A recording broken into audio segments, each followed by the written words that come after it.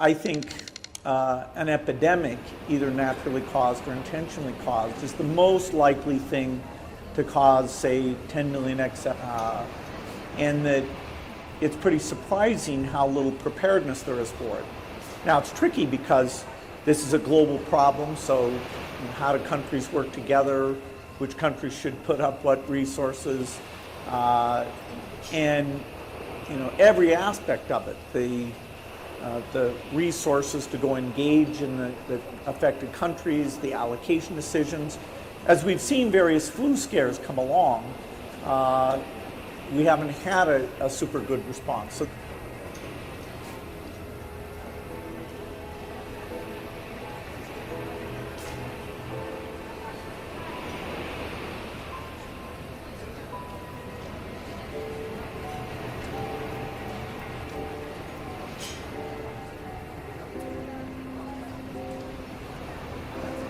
what I will say, I think we're in the middle of a massive experiment worldwide.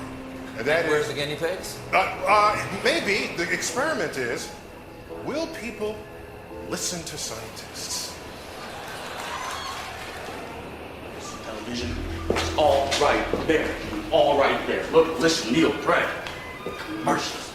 We're not productive anymore. It needs to make things anymore. It's all automated. What are we for then? We're consumers. Especially in uncertain times. In response to the recent world events, we're taking steps to protect our family with Hyundai Assurance. When you buy or lease a new Hyundai between now and April 30th, we'll cover your payments for up to 6 months in the event you lose your job this year. Okay, buy a lot of stuff, you're a good citizen. But if you don't buy a lot of stuff, if you don't, what are you then, I ask? What? Mentally ill.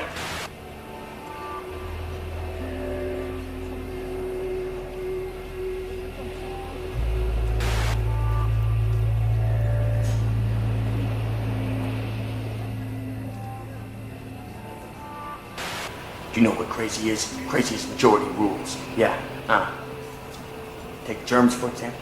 In the 18th century, no such thing. Semmelweis comes along.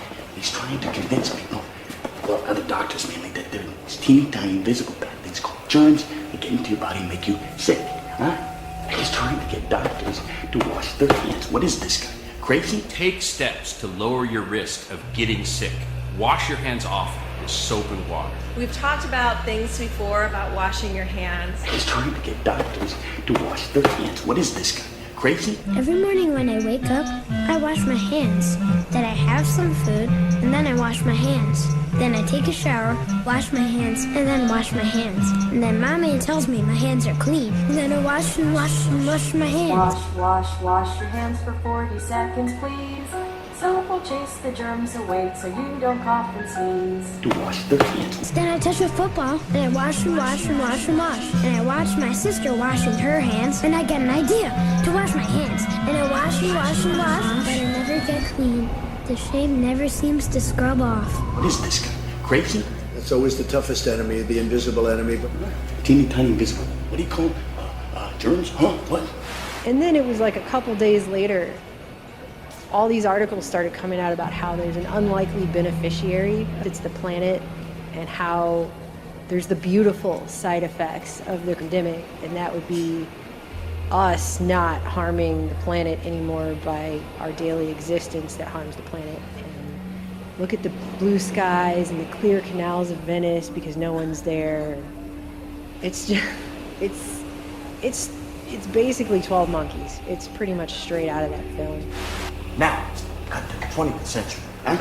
Last week, as a matter of fact, right before I went right into this hellhole. I go in, to order a burger in this fast food joint. The guy drops it on the floor. He picks it up, he wipes it off, he hands it to me like it was all okay. What about the germs, I say? He says, I don't believe in germs. Germs are just a plot they made up so they can sell you disinfectants and soaps. Now, he's crazy. There's no right, there's no wrong, there's only popular opinion. I think the good news / bad news is, there's a lot of fear circulating right now. People are very concerned about what will happen. I think it's important to digest the idea that this is very much a means to an end. It's not the end unto itself. I have a hard time believing it was unforeseen and all that. I just say this, we have an invisible enemy. We have a problem that a month ago nobody ever thought about. It began in healthy-looking pigs, months, perhaps years ago.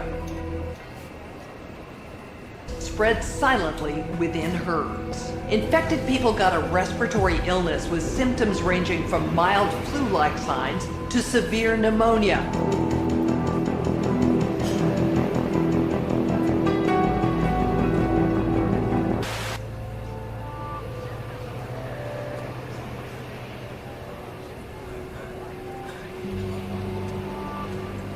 We have a problem that a month ago nobody ever thought about.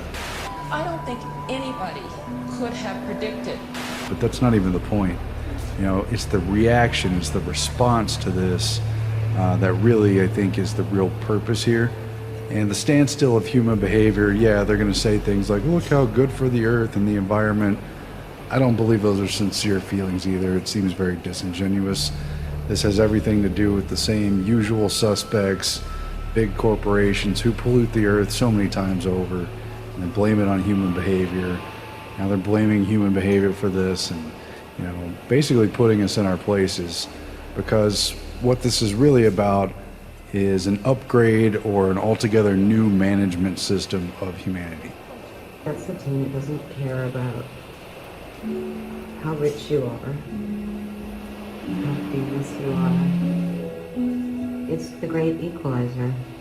What's terrible about it is it's made us all equal in many ways. And what's wonderful about it is that it's made us all equal in many ways. I'm going to be applying for benefits. Yes, you can. Are you going to sit by and wait for the government to just take care of you? We've been saying for years now, but there's got to be a catalyst if they want to get everyone onto these new digital management systems. You can't just bring all this stuff in. People aren't going to go for it. As you can see, everything has changed in a week, and the justification under the old adage, never let a good crisis go to waste. You never want a serious crisis to go to waste.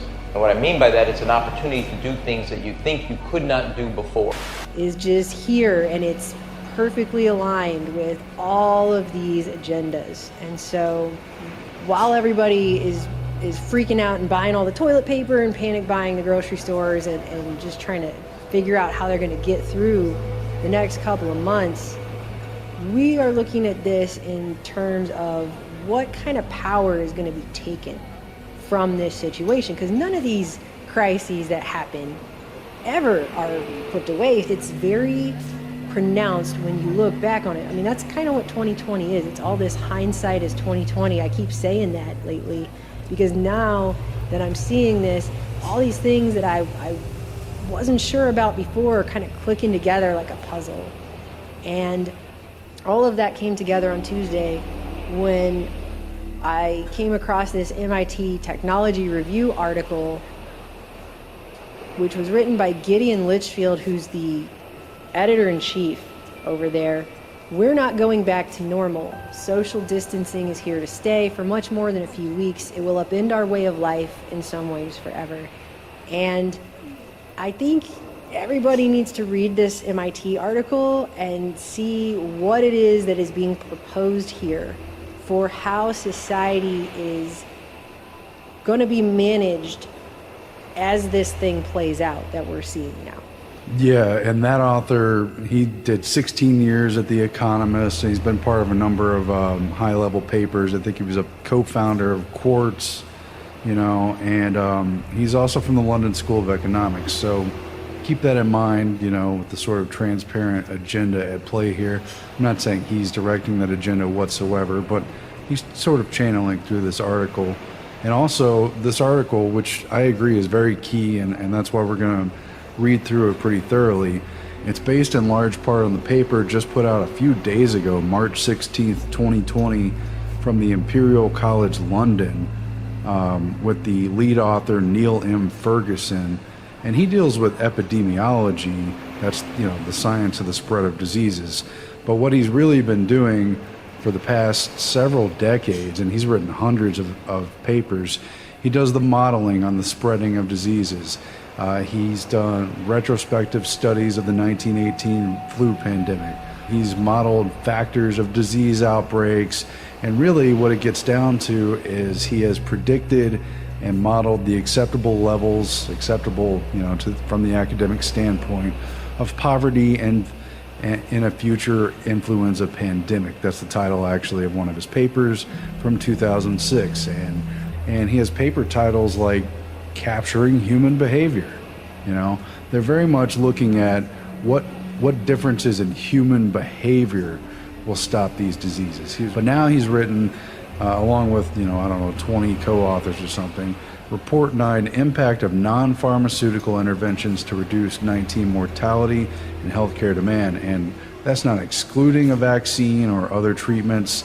It's just this is focused on the social distancing and how to shut down society, and why it's okay to accept extreme sort of economic sanctions in the name of controlling these diseases. So all of this has profound implications for human behavior under the sort of cover of